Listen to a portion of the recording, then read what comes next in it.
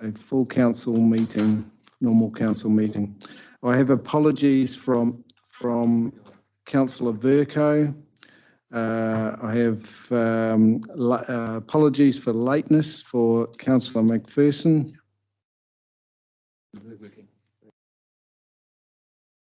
Apology. And I have Councillor Stu Husband now online, and I understand he can hear us now. So looks like we're back up and running. So, yep. Thank you, Russ. Apologies moved. A seconder. Councillor Strange. All those in favour, please say aye. Aye. Those against, carried. Okay, confirmation of the agenda. We have our agenda. There is one item to be deferred, and that's item 4, and that's been deferred to a later meeting. So I will move that agenda be confirmed as a true agenda for our meeting. A seconder, please. Yes, Councillor Hodge, seconds. All those in favour, please say aye. Aye. Those against, carried.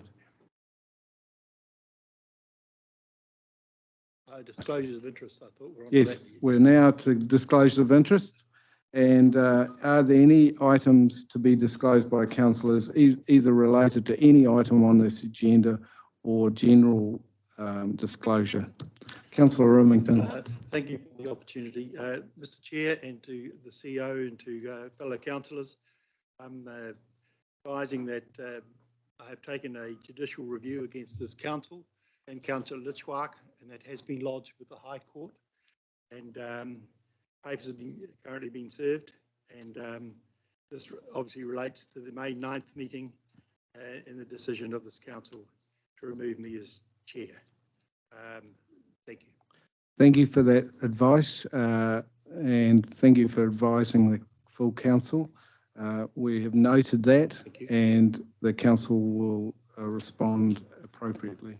And Mr Chair, just on item number 8, I will not be taking any part, because I can't risk any thought or of predetermination, and that's the advice from my solicitor and barrister, and I'm taking his advice. Thank you, Councillor Remington. Noted. Any other disclosures? So they are noted. Going to our next item then, and that is the confirmation of council minutes. Those minutes being of the 28th of April. Mover, Russ, moving. Seconding, Councillor Nicol. All those in favour, please say aye. Aye. Those against, carried. Okay, just lost my own IT there for a minute. Strategy and Policy Committee, page 42. The minutes of Strategy and Policy, Councillor Story. Kia ora. Thank you, Mr. Chair. These are the minutes for the Strategy and Policy Committee meeting on the 3rd of May, 2022. The Section A items are for noting. There is one Section B item in relation to the occupation charges within the coastal marine area. Councillors will recall that that we debated that item at Strategy and Policy. Just as a reminder, the coastal occupation charges are a fee that can be charged for structures and activities such as jetties, wharves, marinas, and marine farms that occupy public space in the coastal marine area. The charging regime must be included in the proposed regional coastal plan, and to be adopted, it has to go through the full plan development process set out in Schedule 1 of the RMA. Councillors will remember that the decision of the Strategy and Policy Committee was to recommend that Council not impose a coastal occupation charging regime in the proposed Waikato Regional Coastal Plan under Section 64A of the Resource Management Act 1991. I move that Council adopt that. Thank you.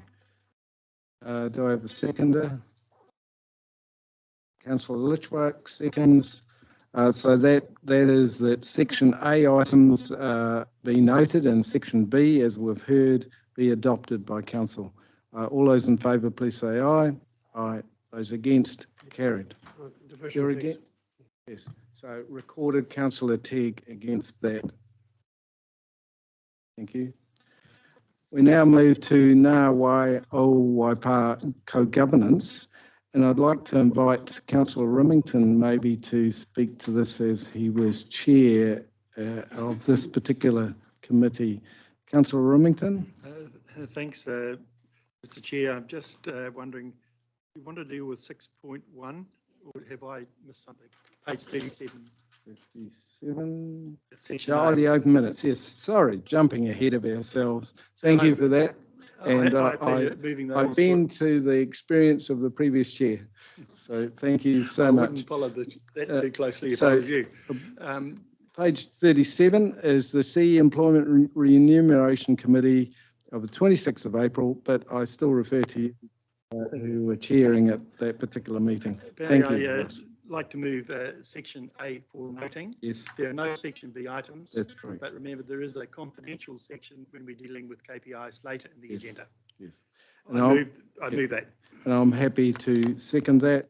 All those in favour, please say aye. Aye. Those against, carried. Now we're on to Ngā Wai o Waipa strategy and policy. We've done Stratton Poll. Oh, sorry. I jumped there now. We're one each. Yeah. Touche. One each. Thank you so much. But referring back to you, Councillor Rimington, for that particular committee. Page 49.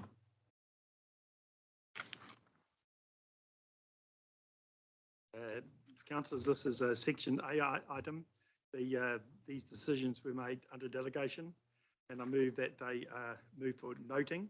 There were no section B items, and I welcome any questions through you, sir.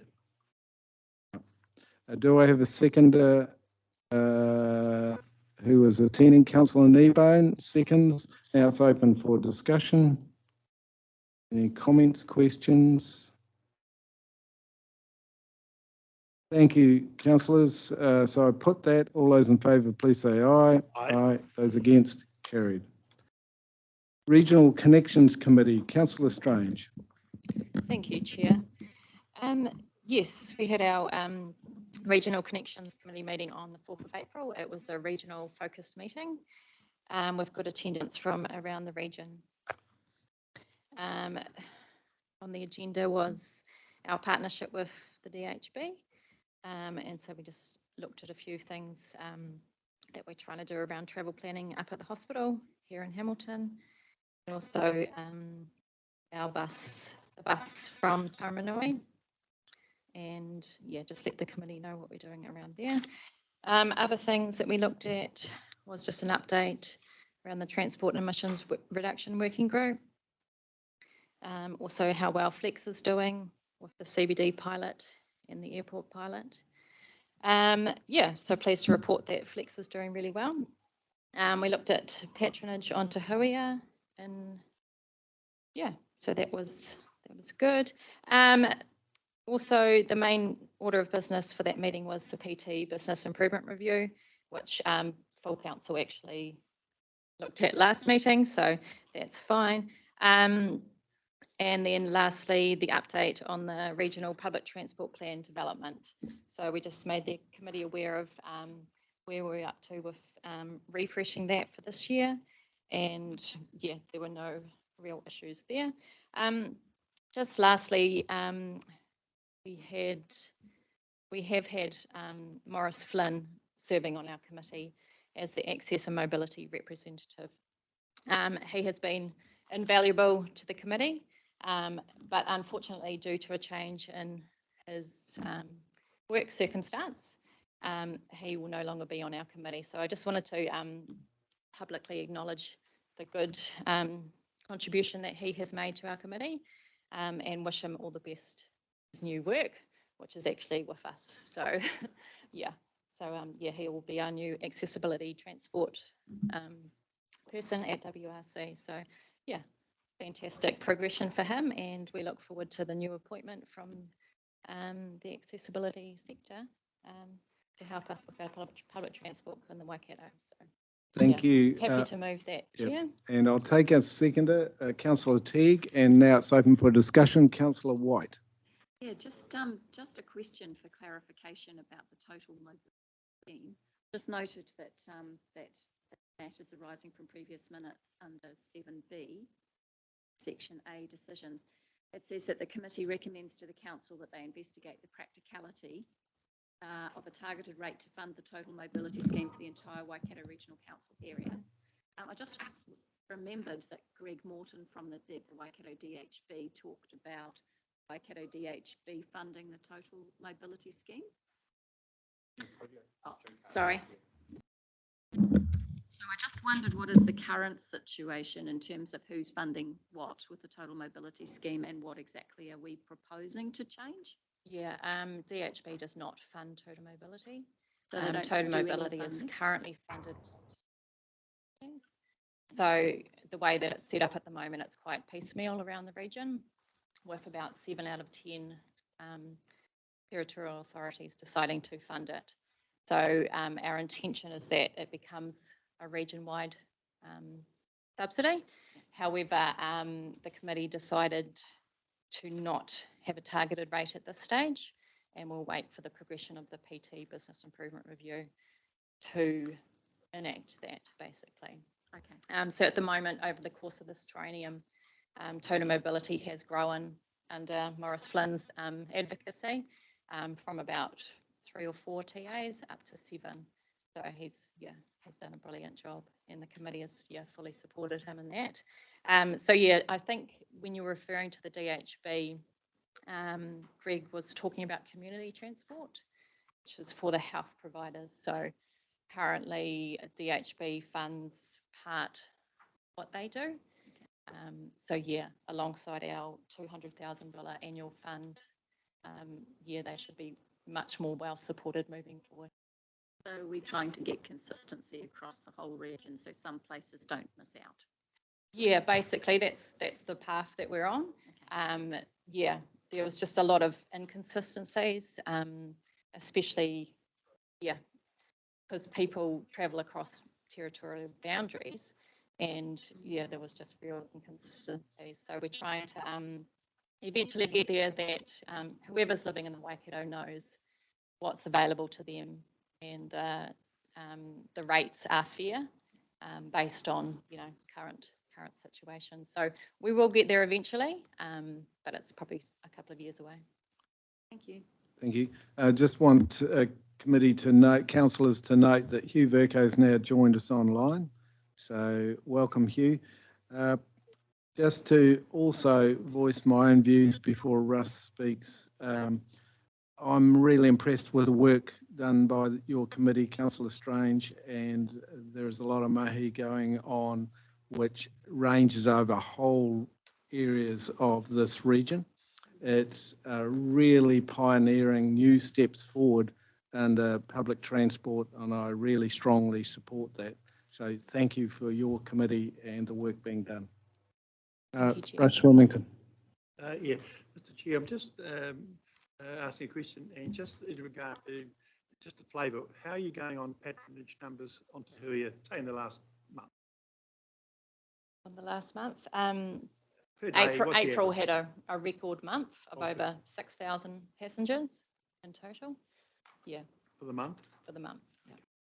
And currently? I'm unsure of the up-to-date numbers. Yeah. I should have asked you prior. I apologise. I didn't. It wasn't a loaded question. Councillor McPherson, I'm talking about Dave. Is he still on your committee? No, I'm asking Councillor Strange. Thank you. Yeah, Councillor McPherson from Hamilton City Council, you mean? Yeah. No, he is not. Okay. Just Councillor Strange, it took years to kind of get a really good relationship with Hamilton City. They really want to do their own thing, and I think that we perhaps didn't. I think the idea of the standing committee is working well, as the chairman just said. I'm just urging you to continue to ensure that the relationship is strong, because that's about 75% of your business. Yeah, you make some. I just wouldn't like it to lessen like it a few years ago. No chance of that. Yeah, the relationship is really strong. HCC, I was just over there yesterday submitting to their annual plan and highlighting the value that their committee members bring to our council, and forging that relationship moving forward, that it should be strong. So yeah, thank you. Thank you, Councillor. We have our Director, Mark Tamura, online, so he might be able to give us further clarification about Councillor's questions on numbers. Mark, are you able to respond?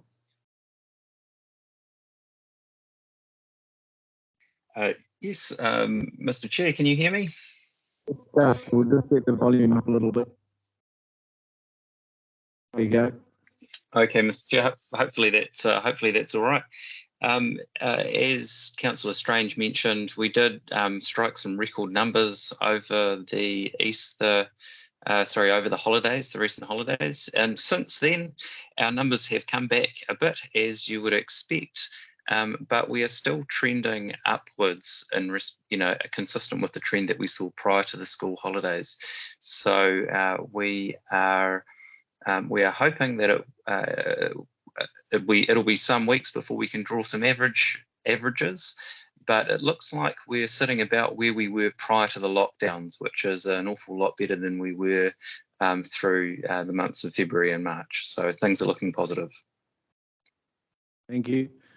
No other questions. So we have a mover and a seconder. So I'll put that motion. All those in favour, please say aye. Aye. Those against? Carried. So we now move to page 64, which is the Future Proof Implementation Committee. And I'd like to invite Councillor Story and Councillor Hodge maybe to comment. Yep. Councillor Hodge. Do you want to? Morena, there's really nothing to discuss other than what's on the paper. Right. The meeting was more about conversations with the two ministers, and I think they were in a good space going forward in what the papers say. So I don't have anything other than what's on the paper. Right, they're all Section A items. There's no Section B. So would you like to move that? Councillor Hodge moves and Councillor Story seconds. All those in favour, please say aye. Aye. Those against? Carried. So we now move on to page 70, which is the ordinary business of council. And the first item there on page 70 is 8.1, which is a notice of motion by Councillor Hodge. And I'd like to hand that over to Councillor Hodge to introduce her motion. We can also bring up on the board that motion, which I understand has been refined somewhat. So councillors and those online should be able to see that.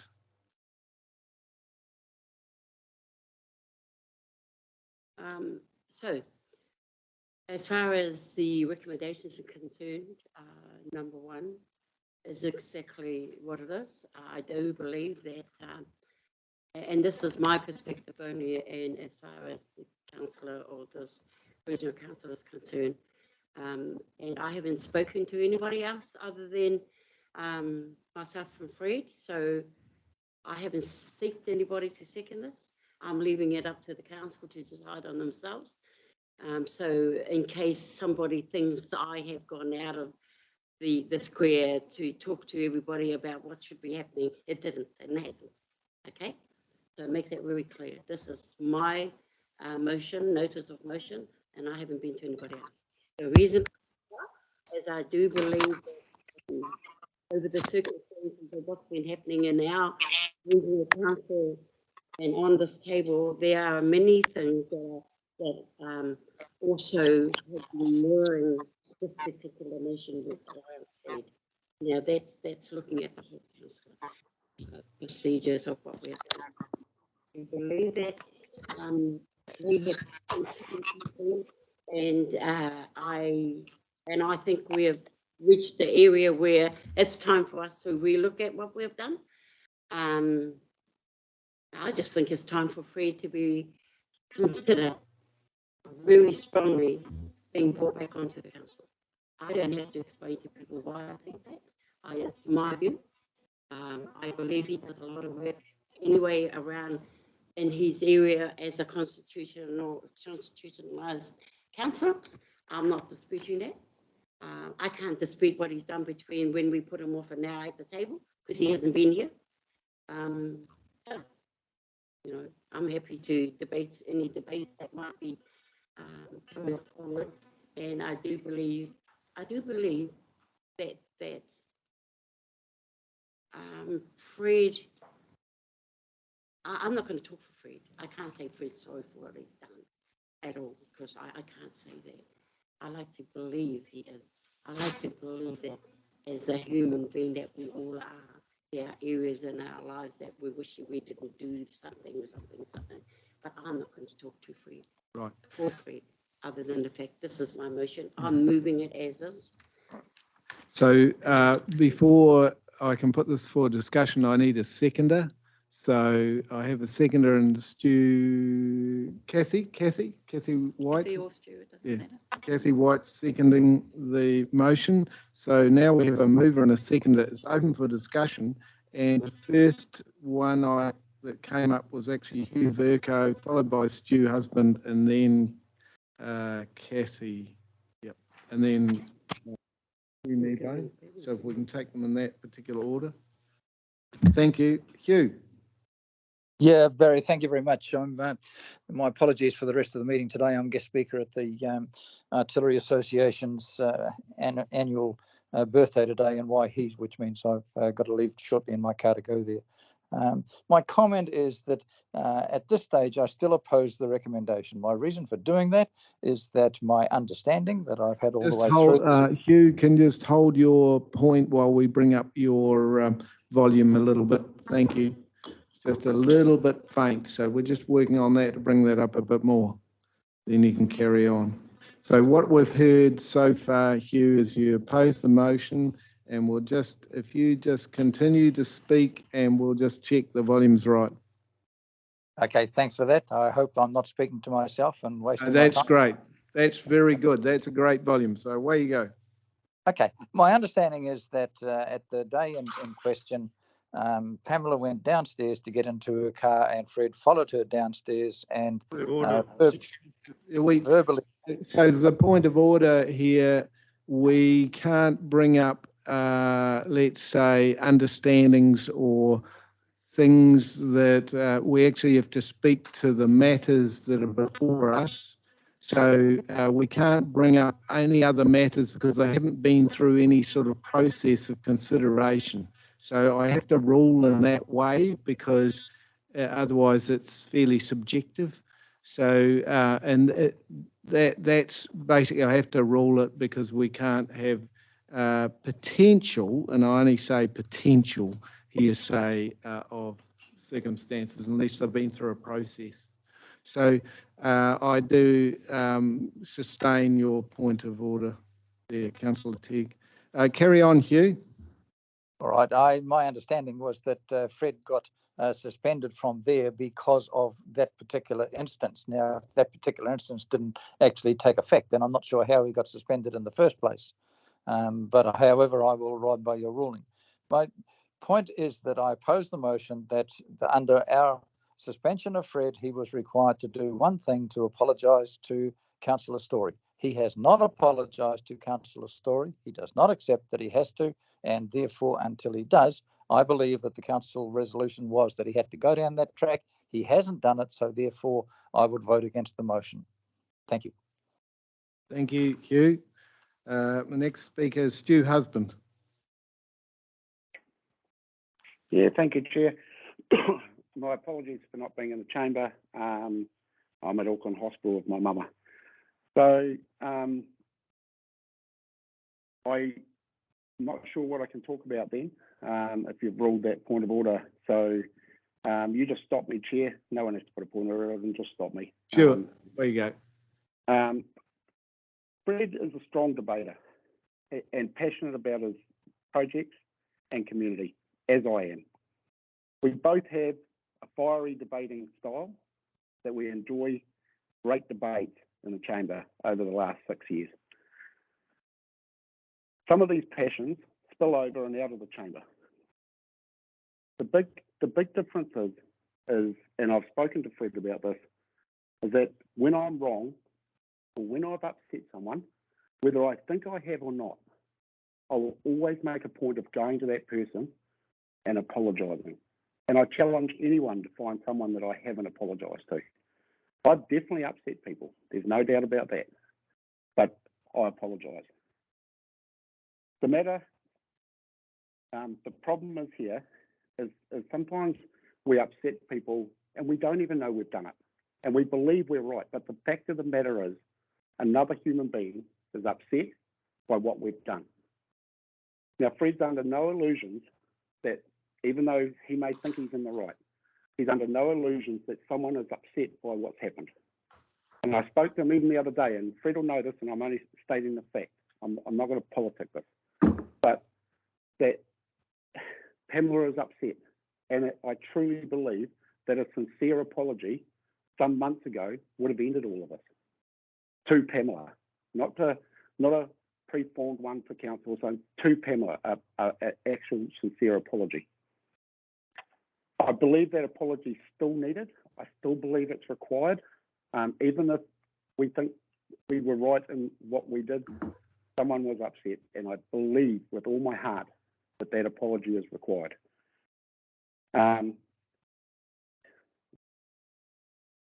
Yeah, I don't have a lot more to say than that, except I fully support Pamela's position and how upset she was the day that everything happened.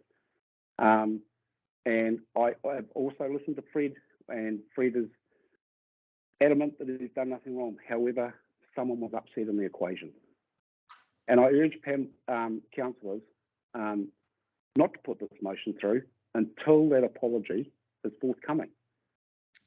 I had a great big spiel, but it's sort of been slashed down now with the last point of order being upheld. But that's the crux of it. So thank you, Chair. But until that apology is forthcoming, I can't support the motion. However, once the apologies, if it was an amendment on there that said that an apology would be provided, absolutely. So, yeah, thank you, Chair. Thank you, Stu, for being very clear. Kathy White, Councillor White. Yeah, I do support the motion, and these are my reasons why. I agree with Stu that that I would actually like Fred to apologise, only because if something he said upset somebody, I think it's always good for both parties person to say, hey, look, I'm sorry if I said something or did something that upset you. So I agree from that perspective that is something that I would like, because I think it would help us to move on. However, I do believe that this punishment has gone on for a very, very long time. I mean, it looks to me like it's 15 months.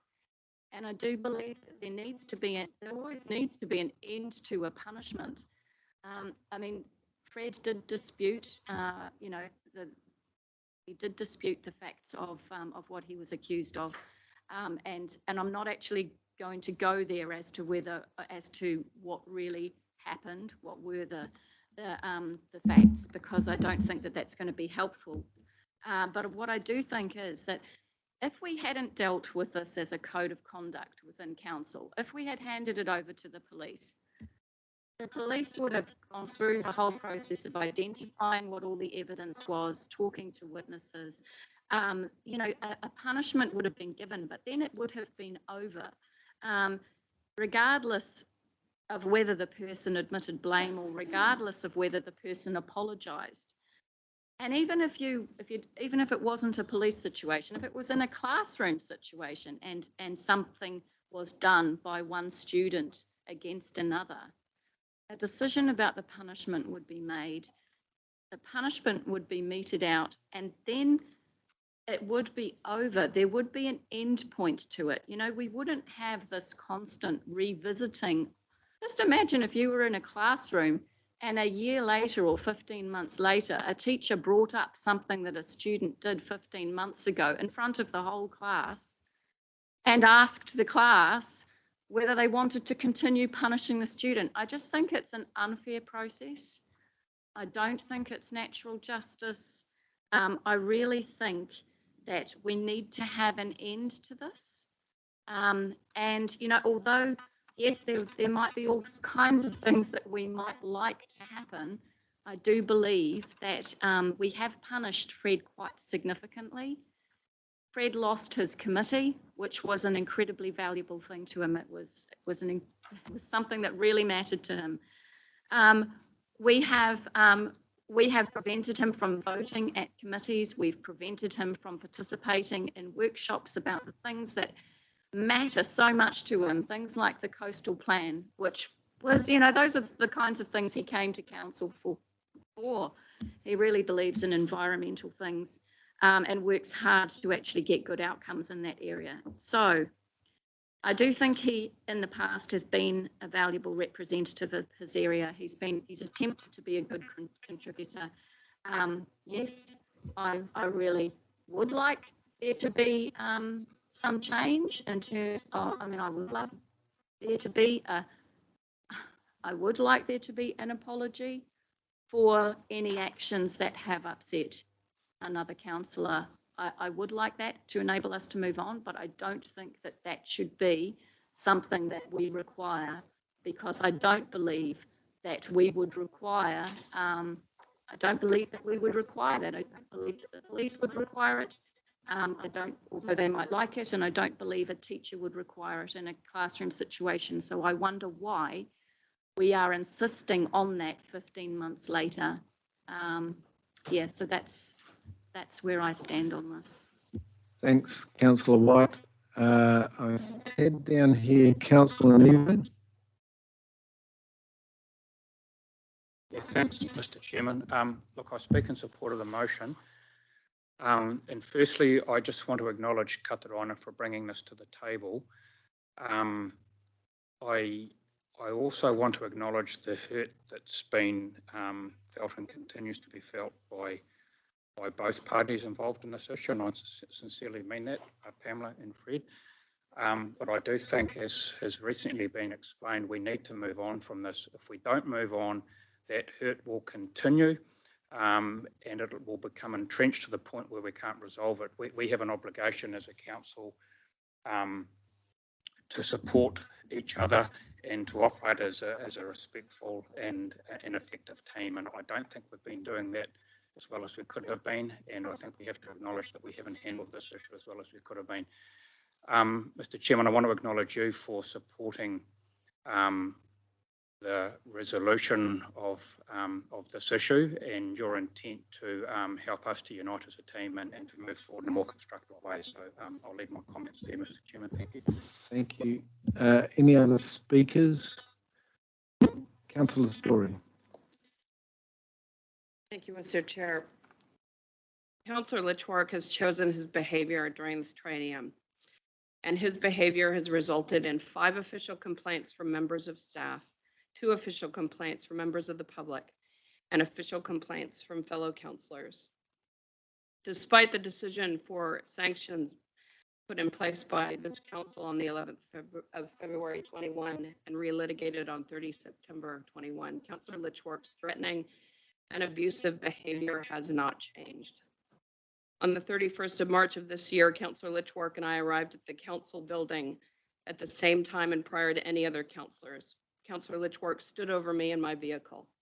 Being alone in the car park with Fred, I wasn't prepared to exit my vehicle, as my previous interactions with Councillor Litchwork have proven that would be an unsafe situation.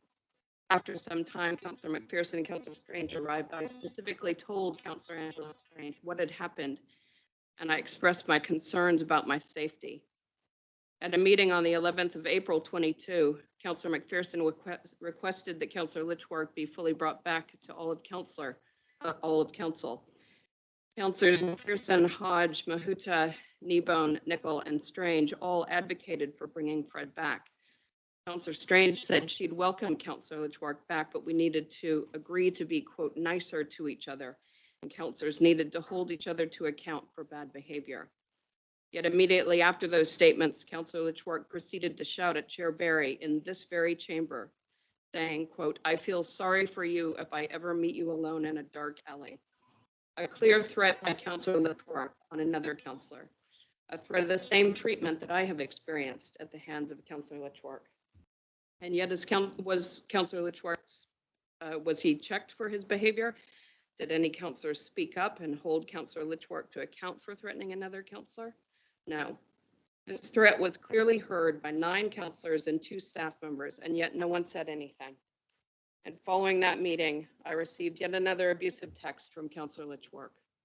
Why is this behavior from Fred considered acceptable? When Fred's behavior was last debated in September 21, when referring to the encounter in the Huntley car park between Councillor Litchwork and myself, Deputy Chair Katarina Hodge said, quote, "Pamela, if Fred had done that to me, I would have just smacked him." Now, surely the leaders of this council wouldn't advocate that issues between councillors should be settled with physical violence. Physical violence shouldn't be advocated for in any place in our communities, let alone endorsed as part of the culture at Waikato Regional Council.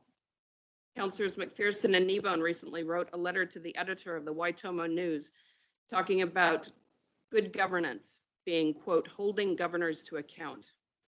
I would assume that if good governance was paramount, there would be no way they would support or endorse the behavior of Councillor Litchwork, who repeatedly and unrepentantly bullies, harasses, and threatens members of the public, staff, and fellow councillors. The heart of this issue is there is no protection for councillors against aggressive and threatening behavior by another councillor. The only protection on offer comes at the whim of other councillors, and that protection, if it is offered at all, can easily be removed if it serves a political purpose, such as securing the numbers to roll a chair. Politics supersedes the safety and well-being of members of the public, staff, and other councillors. If you support this motion, you are sending a resounding message to our staff, potential councillors, potential councillors, and our communities that you personally are happy to endorse repeated, unrepentant, unapologetic aggression, harassment, and threatening behavior in this workplace. I will not put my name to a motion that implicitly implies and condones endorsement of that culture in this organization. I'll be voting against this motion. Thank you, Mr. Chair. Thank you, Councillor Story. Any other comments at all, councillors? Councillor Litchwork. Thank you, Chair. First off, I'm stunned to hear the accusations made by Councillor Story. However, she's obviously under a lot of duress, and she is obviously very stressed by something. And if I've point of order, Chair. Any problems One moment. With point of order, Chair. I roll out. I wish to hear, and I think councillors wish to hear Councillor Litchwork. So this is not about validating Pamela's story. I know. I know. Yeah. Do not base it around. It is not about Pamela's story. This is not a court to examine Pamela Story's commentary. I agree. What it is about a commentary that Fred should be talking about his own views and his own situation. So I agree that there shouldn't be commentary about another councillor. Do you want to continue, Councillor Litchwork? Yes, very well. Look, the incident was investigated, and I am that report does clearly point out what took place, and what took place was undetermined because it wasn't witnessed. However, I am very sorry to Pamela that she is so upset. I've tabled a letter to this council about 3 months ago, and it wasn't accepted. That again, I said that I was very sorry that Pamela was so upset about what took place. And again, I'll apologise because I did not think what happened in the car park was anything that would have caused those distresses. I didn't swear at her. I didn't raise my voice. I didn't do anything. So I apologise. Point of order. I I'll apologise take a to- point. Again, you're focusing on Pamela. So I'd like to, Okay. I'd like to draw a point of order here. If you're speaking, speak about yourself All right. and your own behaviours. Don't talk about the Sorry. effect that you think you're having on another councillor. Okay. It has to be what you think about your own actions. So if Right. you keep it to that, Okay. we can continue to hear. Thank Okay. you. Thank you, Councillor Ted.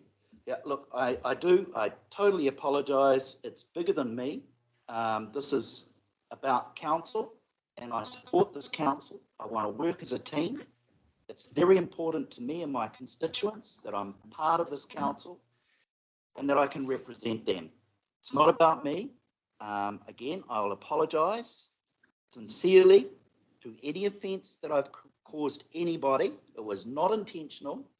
I am passionate about representing the environment, and I'm very passionate about supporting my constituents and and that is the region, and working for this council. I don't want this kind of disruption.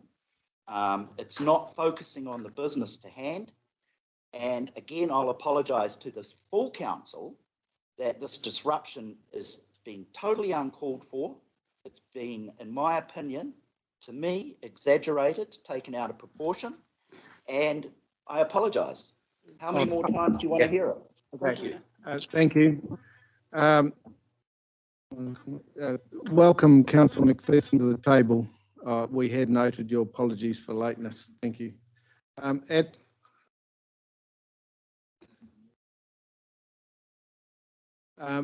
I'd like to just indicate to councillors before Councillor Mahuta comes up, I'm looking for some movement, and I'm just going to show you a third thing which I wanted to present to this council following the consideration of the first two. Now, I do understand we have on the floor that those other two, but since there's been commentary about this organisation in terms of this councillors and how we go forward, I see there is a number of points that we need to address as a team.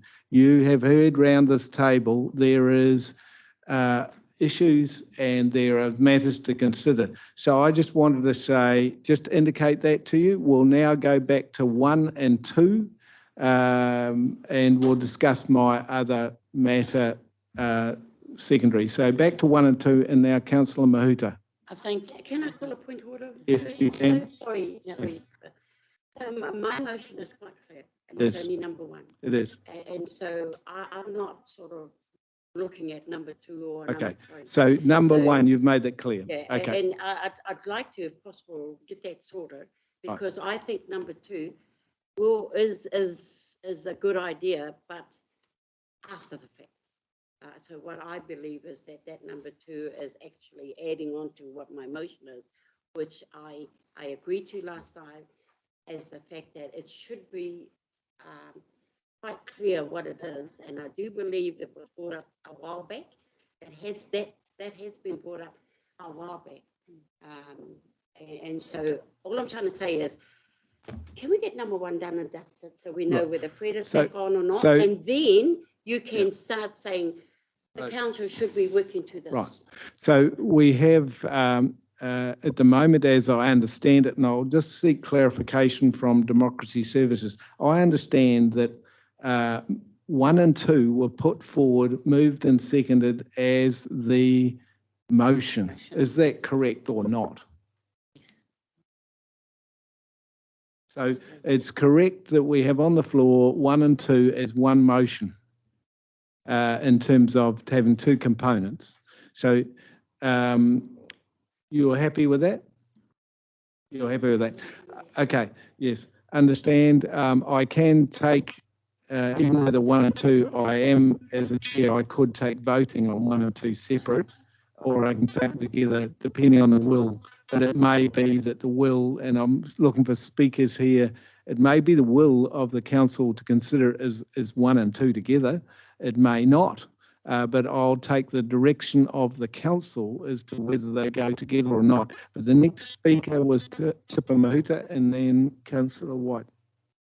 Thank you, Mr. Chair, and to those two councillors affected by this resolution, again, on behalf of your fellow councillors, apologies for any distress it's caused, because it was not our intention to drag it out 15 months.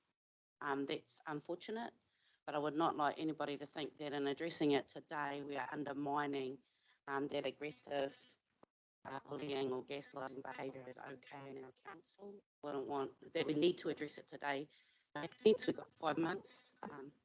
It's to say whether or not Councillor Litchwaka is going to participate or not for the remainder of term. Those constituents should know. That should have been clear probably a year ago. 2, on the matters debated by the two of you, none of us have any proof one way or another. So that isn't the point of this. The point of this is none of this behaviour of undermining members as they speak, of undermining members in meetings or outside of meetings is okay. And we've okayed it for too long, hence we've been cleaning up our act. So I was really getting to your third point, Mr. Chair, that whatever comes of this, we must agree that we are going to enforce a code, just a human being code, that we will not support aggressive bullying or gaslighting behaviour in our council anymore. But it has happened this term, and other members have fallen to that by other members. So we don't need to bring it up today so that the media feast can continue, but we need to resolve this. I've heard an apology, I've heard a statement of effect. Again, this ain't a court, I'm just asking reasonable people, can we finish this 5 months well together? If there's any other requirements in the resolutions, I recommend that other councillors help frame it so that it does resolve the matter today, because it's not natural justice to continue this as an open question. Kia ora. Councillor White, you were the seconder, yes? Yeah, I would like those two to be taken separately. That Okay. was my Okay, intention. so we'll take them separately if that is the will of the mover as well. I gather that was your intent, Councillor Hodge? Yep. Any more speakers, please? Any of the matters so far? Yep. Yes, Councillor Nicol. Support a lot of what's been said today already. I'll try not to repeat myself. I want to acknowledge that everyone sitting around here, this table, was simply a citizen that plucked off the street to sit around a table with structures and processes that were designed decades, if not centuries ago, in ways that aren't always very comfortable to us. And then we also have to debate conflicting things that we then get hit up about by our constituents as well. It puts a lot of pressure on all of us. And I think that this council certainly hasn't invested enough in our culture here at the top.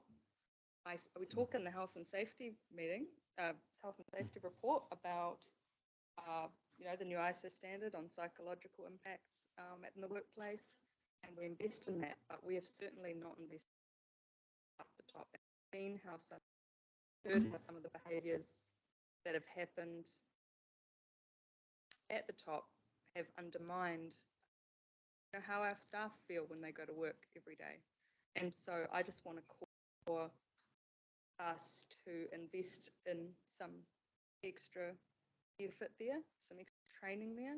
When I was working for New Zealand's biggest company before this, I was very fortunate just before going on leave to have a half-day anti-bullying and harassment training. A company called Wave. It was really, really good. I've also seen us spend money on reports by experts that give us recommendations of how to do things better, and I think we should really look at those and give those the time they deserve. And just in general, invest in the newer ways of working that benefit our mental health for us. And so I just want to make it clear that I'm here to help this council get to the best possible place with its culture at the top. And I want our constituents to have full faith in us, candidates to want to stand in the next election, and I want the community to want to engage with us. So that's my intention. And hence I worked last night with Barry to help put up the foreshadowed motion, third one, that we can look forward. But at this point in time, I am keen to draw a line on what has come before and work at new processes and procedures to manage the things that are obviously not resolved yet here. So commit to doing that. Thank you. Thank you, Councillor Nicol. Any more commentary, speakers? I'm allowing a bit more latitude here because it's an important matter for council. I regard it as probably the most important matter for this council to address in the next 5 months. So hence, my view is this. You've heard commentary that even I've been entwined in terms of some of the aggression and comments made. But I really did look, when I looked at what do we play by, and there is a code of conduct, and that's the document we're playing by. And I'm going, this is a set of rules. It is not a set of values. It doesn't set integrity or respect in terms of really defining how we work as a team. And I'm really pleased to sit on the Chief Executive's Committee for Performance, and that relates to his staff.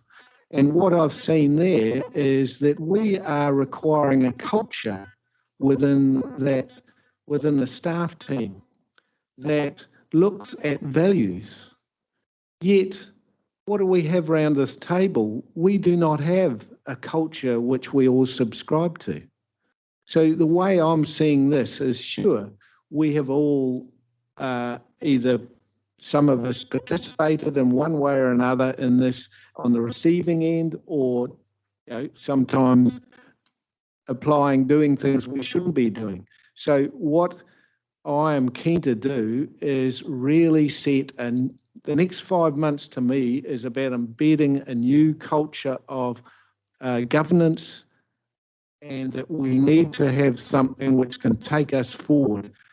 Because I've had discussions with Fred, and I've had quite in-depth discussions, and I believe he is now committed to participate in those discussions and hear what others have to say and how they might have been affected. He is happy to participate and contribute, because only then are we able, in my view, to really heal and have everybody accepted what the behaviours are and what the values are. So that's where I want to go. I want to start, and you'll see it on the next pro forma, the next proposed motion. But this is a lead-in. I think these are important. I am actually going to support these, even though I might have been on the receiving end. I've got to see a way forward, and I think there's a way forward which is even stronger than basically just receiving an apology. It is absolutely imperative to me to move forward as a team. And if I have one legacy in the next 5 months, I want to see this group respecting each other, being able to have a difference of opinion, and being able to then, as Stu Husband eloquently says, you can walk out of the room and you're all mates outside of this room. You can have vigorous debate, but immediately you walk out of this room, you are the mates of the council. You are all councillors. So in those simple terms, that's what I'm looking for. So I end that discussion there. I'm going to put the motion, and the mover and seconder have said they want it dealt with separately. So I will do that. So I'll now call for Division recorded. a division. A division is recorded on this matter. So all those in favour of the first motion, which is not resolved yet, but the first motion on the floor, which you see on the screen there. You want to read that out for us, just so everybody is clear? Mr. Chair, can I ask you to ask councillors when they respond to the division recording, that they turn their mics on so that their Yes. vote is Right. audibly recorded. Yes, we will do. Good morning, We're just going to councillors. read it out. The resolution that we are currently voting on is that on the recommendation of the Deputy Chair, Councillor Katarina Hodge, that Council lift all suspensions and sanctions currently imposed on Councillor Fred Litchfield, enabling him to participate in all council activities, including standing committees and workshops. So we now call for votes. All those in favour, please raise your right hand, and then we'll record that as appropriate as we do. All those in favour, please raise your right hand. So we call out the names.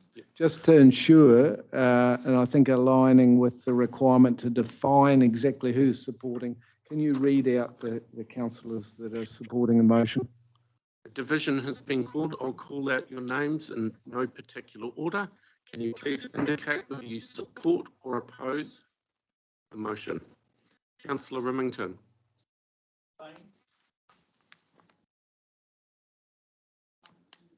Yes. Abstain. Councillor Hodge. I'm for the. For? Yes. Yep. Councillor Husband. Again. Against? Councillor Kneebone. Support. Councillor Litchfield. Yeah, Mike. I support coming back. Councillor Mahuta. Support. Councillor McPherson. Councillor Nicol. Chair Quayle. Support. Councillor Story. Opposed. Councillor Strange. Support. Councillor Teague. Support. Councillor White. Support. Councillor Virco, if you're still there. Opposed.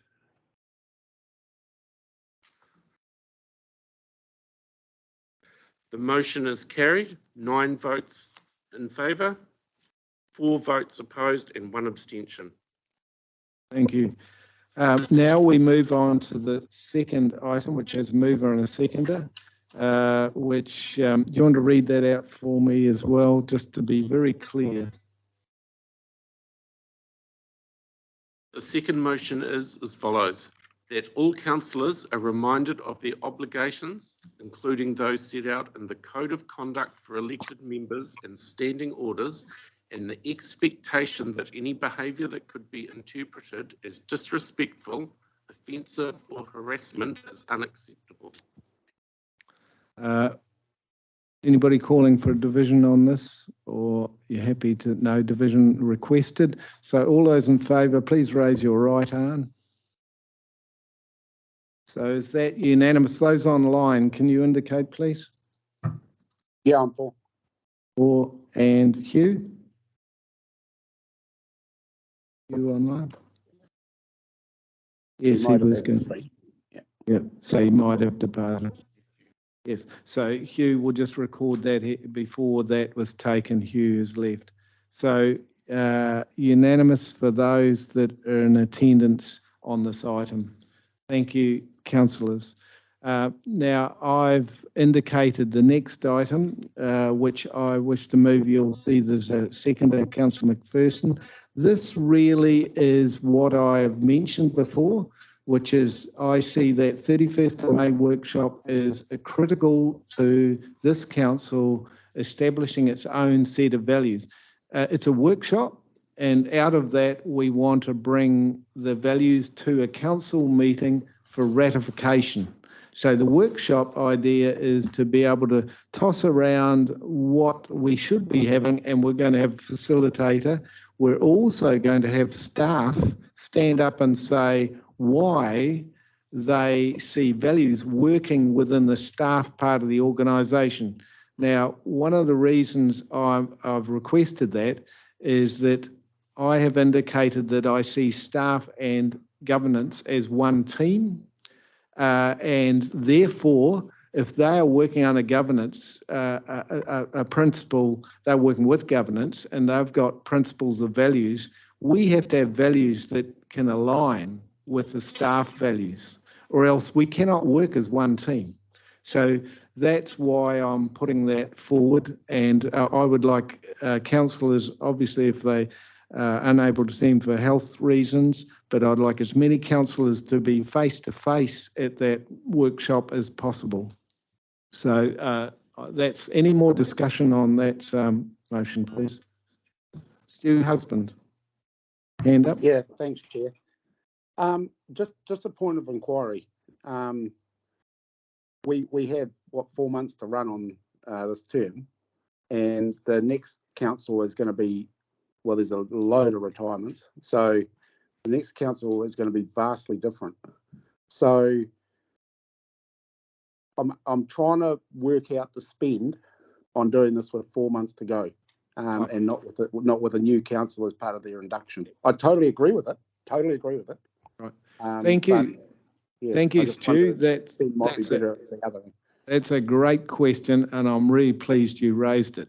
The idea is to effectively put together, we'll call it a pilot, and we've got enough months to go to work out whether this thing is going to work, because we have this range of pressure points and stresses within this governance team, and it's great to put that governance culture to the test. We can then put that before, or staff can put that before the new council and indicate this is the governance approaches that have been used in the last 5 months. Then there can be a report as to the effectiveness or otherwise. Then that council will make its own decision whether it picks that up in whole or in part, or modifies or amends. But at least it's got a template to start with. And I think that's very important, that we'll have some learnings to go from. And they will even know that there's been some tensions within the council and issues and so on. So they will be able to reflect on that and make their own decision. So I think that's a very good question, Stu. Thank you for raising it. Any other comment? Yeah, I got one. Yes, Councillor Hodge. Yeah, that's a good question, Stu.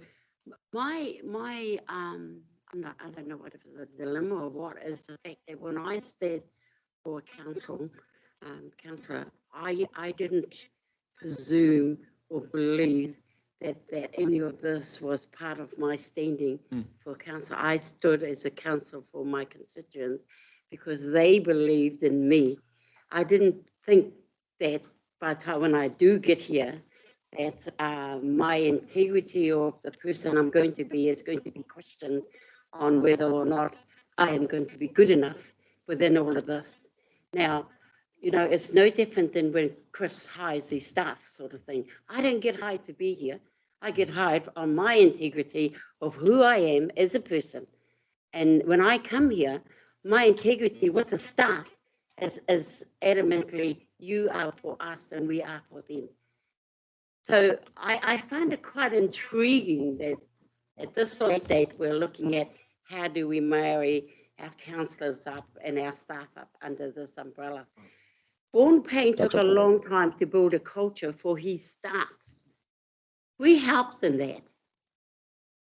And now this is saying what it's saying. And I'm finding it really hard on how you're going to determine, or how a new councillor or a rangatahi who we are trying to enforce or engage to come on here understand something like that when they are out there campaigning.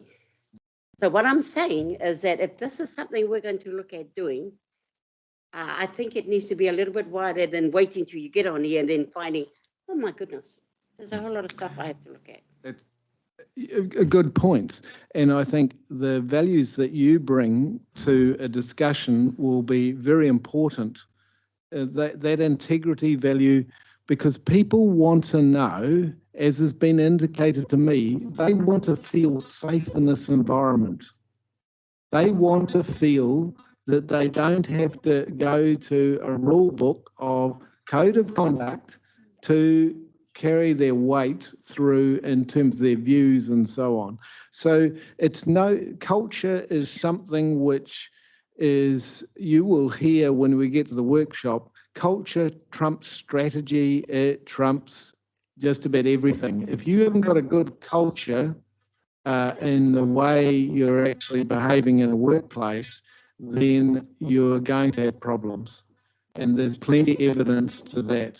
And so I welcome the inputs around what individual councillors bring to the table, because that's the value. And a new council might have adjustments to make, but at least it's got some platforms that it's heard worked or didn't work. So that's where I think there's some value. Councillor Moda. I know, just adding to the consideration for the workshop and how much we can cover in the next months. Yes.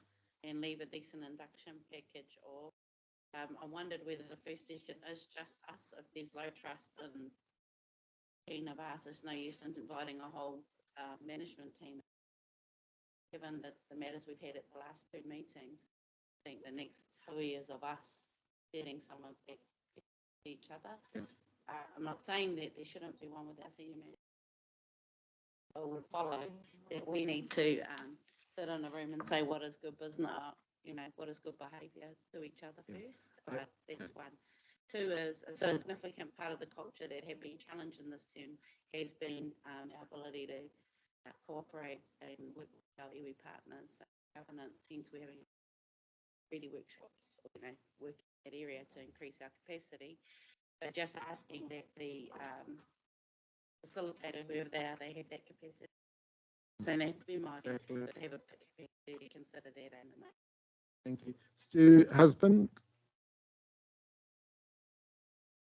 Yeah, thank you, Chair. Just adding on just a bit more and completely tautoko the last two speakers, but just I'm really digging into what Kata was saying and Councillor Hodge was saying is about we're elected by, we're not a board, we're not employees of WRC.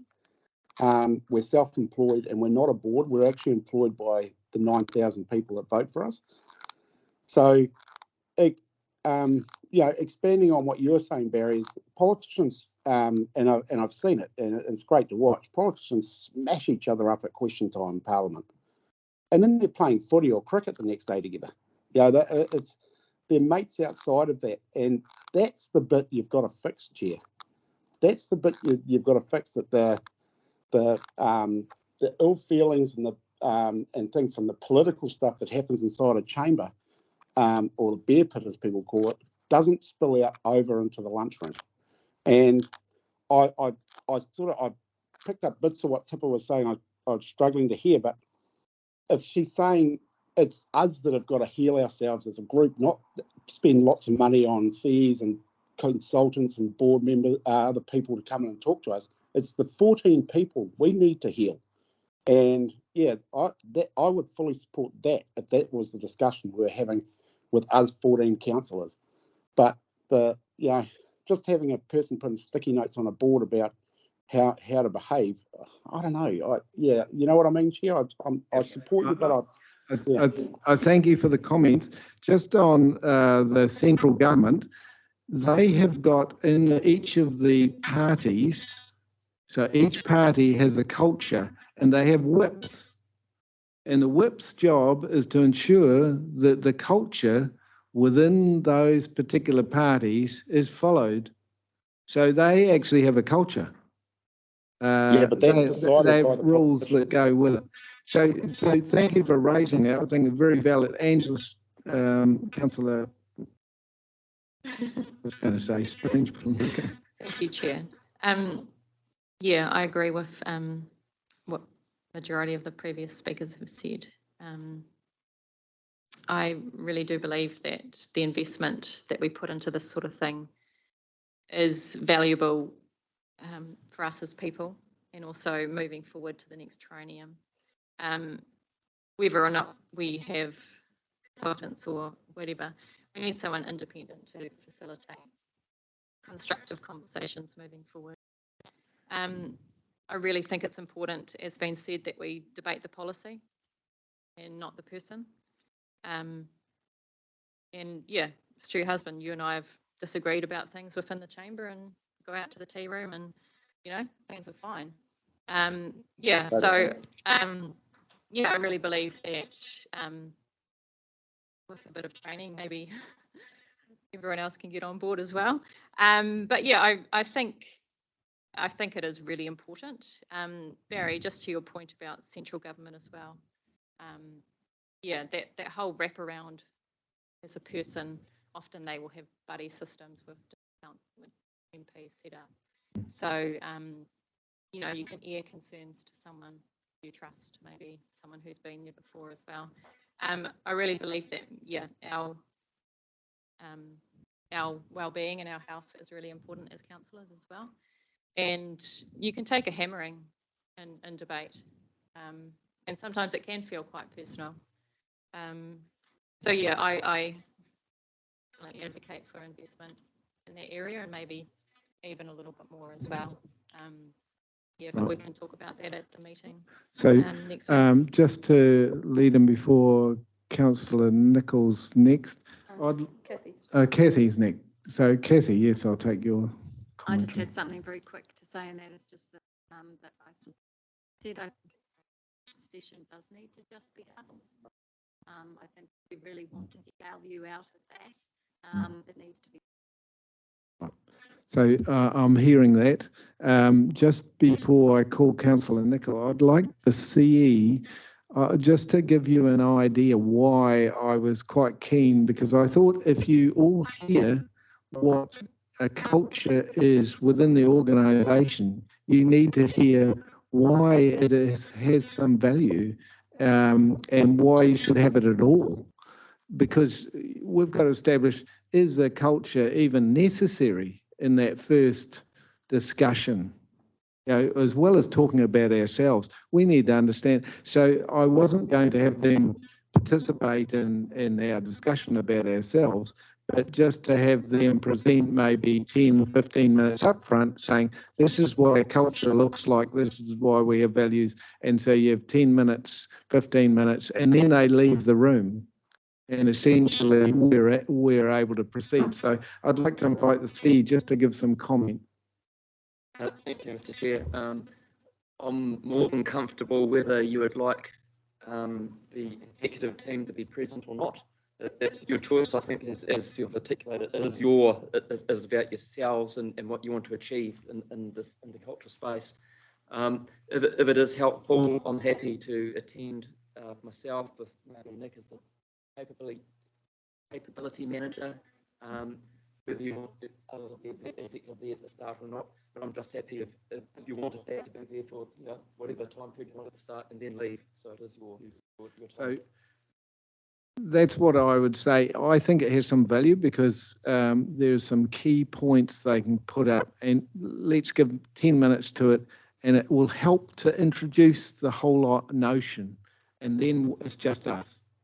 So that's where I'm trying to go for this other commentary. Councillor Nicholl. Yeah, well, just to address that point, I'd be comfortable for 10 minutes at the start and at the end, just to frame this situation. But we certainly are in need of some council-only time. We're certainly not special in the sense that I'm aware of many councils around the country who grapple with these issues. And we've had I just want to acknowledge that we've had a really hard time recently for a few things, uncomfortable last couple of months, in particular out of the whole training. Some things have come to a head that we've kicked down the road. I think for us it's important that we leave this place better than what we found it in the training, and so I do want to invest in the last few months of this term to use the learning that we've got from our experience to give the new council, whoever they might be, the best version of the systems and processes that we can come up with the learning we've had, so that they do not repeat some of the mistakes that we've had. I think it's important that we think of some out-of-the-box norms that we haven't had. I think we have more power than we think around doing things differently. And I think we should also, like with the training I referenced before, it was phenomenal. It changed my mind massively, and mainly around the different processes that people employ in that mediation space. What I learned there was that you can have a whole range of ways of addressing conflict that are before the place where you do an investigation and assign blame, which is what our code of conduct process is. We've jumped to that very rapidly, and we actually, some of you might remember from 18 months ago, I went to a great deal of effort to review our code of conduct document. We actually workshopped it together, and it was all ready to go to be adopted, to be a new one, but we didn't put it on the agenda again. And after a workshop like this, and sometime before the end of the triennium, I would really urge us to update that with all our knowledge so that we can pass that on to the new council to then change however they choose. So, yeah, I'm very obviously supportive of this move. Thank you. Thank you for the comment. And if there's no further, Councillor McPherson, you got the last comment, contribution.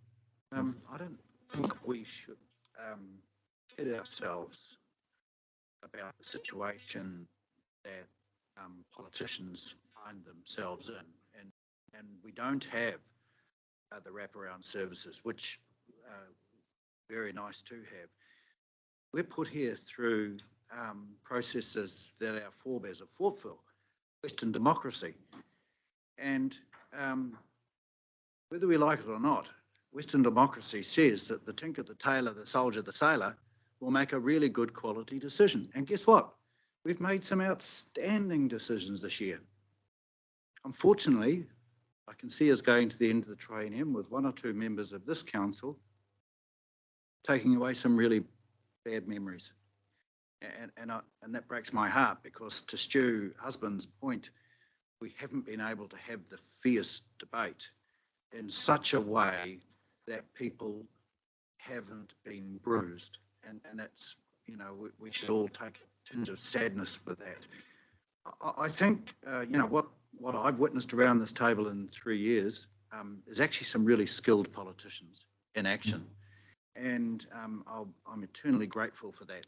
I've seen some very passionate conversations, and unfortunately some of that passion has spilled over into our executives, and they've been bruised. And there is no amount of saying sorry that makes that all right.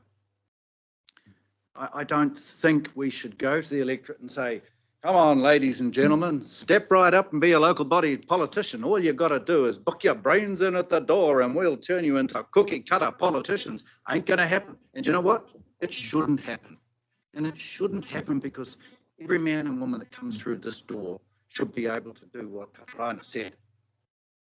They should be able to come and represent the people with the passion that got them to be around this table. So if we are signing up to a process that we're going to panel beat everyone into shape to be really nice cookie cutter type of politicians, I think we're signing up to fail. The other thing is, what I'd be saying to each and every one of us, we have to earn the right to go round the chief executive to talk to those skilled executives in the back of the room. And the day we think we've got a God-given right to pick up the phone and just ring them and say, do this, or can I have some of your time, we're wrong. There's no amount of good governance anywhere would say that's acceptable. So the first rule I want us to sign up to is acknowledging that if we want to go and talk to the executives in the room, we have to earn the right to do it. And the only way I'm going to know if I've got the right to do it is by asking the chief executive. The final thing I think we should take from this hui. Russ, I said on the 9th of December that I had trust and confidence in you and I supported you. And it's my view that if this is going to work, if we are going to be a high performance team, we need to have trust and confidence, and we need to surrender some sovereignty to that man there, the chairman of the council. We have to accept that when the chairman of this council says, I'm sorry, Mac, I've listened to you and it's not going to be that way. Say nothing. I think to be a highly functional team, we have to acknowledge that, Barry, in putting you in that position, we are surrendering some of our sovereignty. And the minute we no longer have trust and confidence in you, it's our job to express that. And if that carries on, it's our job to do something else. So I'm really keen to put this forward and second this motion, but let's go into this with our eyes open. And if we can achieve what Councillor Husband said, we can have fierce intellectual debate and be skilled politicians around this table, and then go through that door and go and sit down and have lunch together. I'll sign up for that any day of the week. Thank you, Chair. Thank you. I just want to make a comment. I've really got something out of every councillor's statement around this table. And what I'm hearing is a commitment to move forward with a new set of values and integrity. That's what I'm picking up, and a willingness to do so. So I thank you for that, and accordingly I'd like to put this motion. All those in favour raise their right hand, please. Those against? Online, what have we got?